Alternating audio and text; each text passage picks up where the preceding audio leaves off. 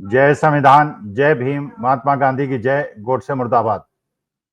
देखिए, बहुत दिनों के इंतजार के बाद आज हमारे विदेश सचिव मिस्री साहब ने एक स्टेटमेंट दिया और जब वो स्टेटमेंट दे रहे थे तो साफ पता चल रहा था कि वो उन्हें रिटन स्टेटमेंट मिला है जो उन्होंने पढ़ के सुना दिया। मिस्री साहब एक बहुत अच्छे अधिकारी हैं, मुझे बहुत पसंद हैं, बहुत अच्छा लगते हैं, बड़े प्रबुद्ध व्यक्ति हैं, कश्मीर के रहने वाले हैं। उन्होंने जो बात कही तो उन्होंने ये बताया था पहले कि डोनाल्ड ट्रंप का मोदी जी के पास फोन आया था और 35 मिनट तक उन दोनों के बीच में बात हुई। अच्छा, ये बात बिल्कुल पक्की है कि जिज्ञासा है, लोगों के दिमाग में ये बात है कि फोन आया, बात हुई, क्या बात हुई, क्या गुफ्तगू हुई, क्या प्यार मोहब्बत की बातें हुई, क्या रूस और यूक्रेन के बारे में बात हुई, क्या इजराइल और पैलेस्टीन के बारे में बात हुई, क्या भारत पाकिस्तान के बीच में जो युद्ध विराम हुआ उसके बारे में बात हुई। तो पूरे विश्व को जिज्ञासा रही होगी और भारतीयों को तो जिज्ञासा बढ़ी गई थी जब ये बताया गया था कि 35 मिनट, और ये भी बताया गया कि डोनाल्ड ट्रंप साहब ने फोन किया।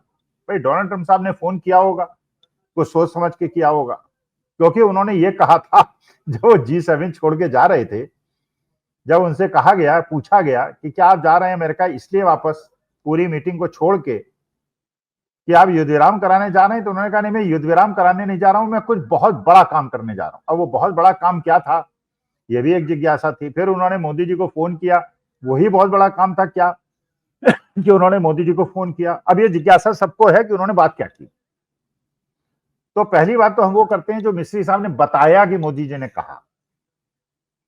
अच्छा, मिस्री साहब ने जो बताया उसके हिसाब से जो 35 मिनट बात हुई उसमें करीब 32 मिनट मोदी जी बोले और करीब 3 मिनट डोनाल्ड ट्रंप बोले। मतलब उन्होंने ऐसा दिखाया कि जैसे मोदी जी ने मन की बात की और डोनाल्ड ट्रंप हाँ हाँ यस सर करता रहा और उसने एक भी चीज का प्रतिवाद नहीं किया। लेकिन उन्हें फोन क्यों किया था, ये बात समझ में नहीं आया। अगर मोदी जी को बात बतानी थी, अपने मन की बात बतानी थी, तो मोदी जी उनको फोन करते और डोनाल्ड ट्रंप उसमें हाँ में हाँ मिलाते। लेकिन फोन किया डोनाल्ड ट्रंप ने, और मिस्री साहब के अनुसार जो मोदी जी ने कहा, मोदी जी ने क्या कहा, जो मिस्री साहब ने बताया, उन्होंने ये बताया कि देखिए, ये जो आतंकवाद के खिलाफ हम लोगों ने संघर्ष छेड़ा, हमने जो उनके टेररिस्ट कैंप्स को ध्वस्त किया, ये बड़ा नॉन एस्केलेटरी मूव था और हमने केवल उनके आतंकवादी ठिकानों को हमला किया और इसमें हमने सफलता प्राप्त की।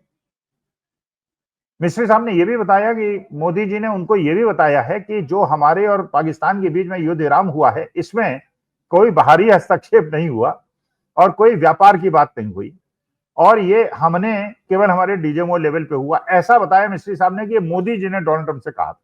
जबकि जो डोनाल्ड ट्रंप कहते फिर रहे हैं और 15 बार वो बात रिपीट कर चुके हैं कि व्यापार के दबाव में हमने, डोनाल्ड ट्रंप ने भारत और पाकिस्तान के बीच में समझौता कराया है।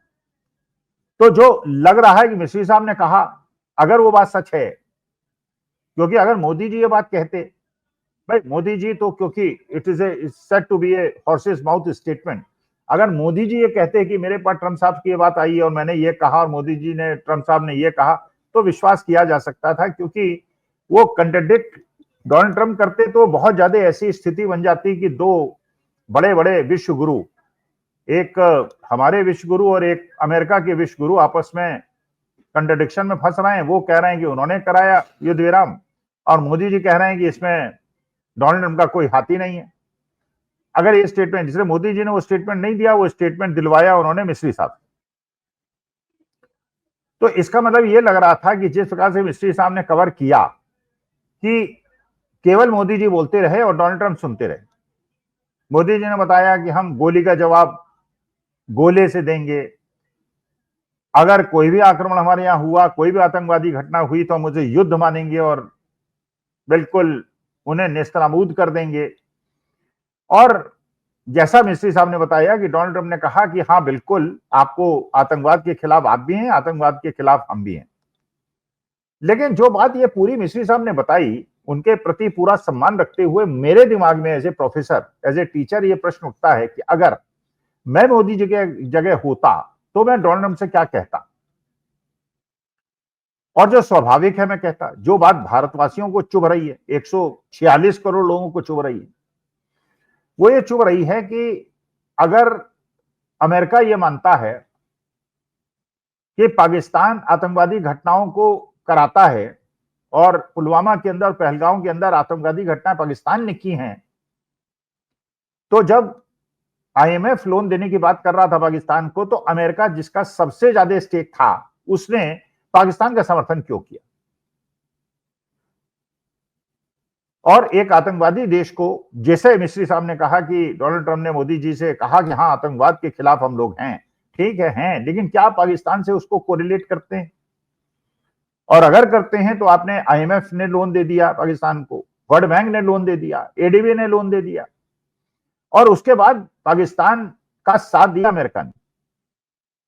अच्छा, बार बार एम्बेरस किया हमारे देश के प्रधानमंत्री मोदी जी को। मोदी जी बार बार कह रहे हैं डीजीओ लेवल पे युद्ध विराम हुआ है।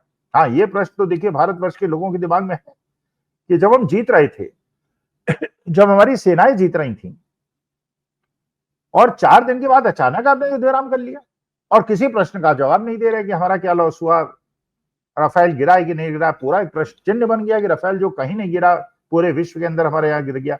अभी जो अहमदाबाद के अंदर दुर्घटना हुई, उसके अंदर ड्रीम लाइनर गिर गया, जो विश्व के अंदर कभी नहीं गिरा, पहली बार हमारे देश के अंदर गिर गया, लेकिन जवाब नहीं मिलता।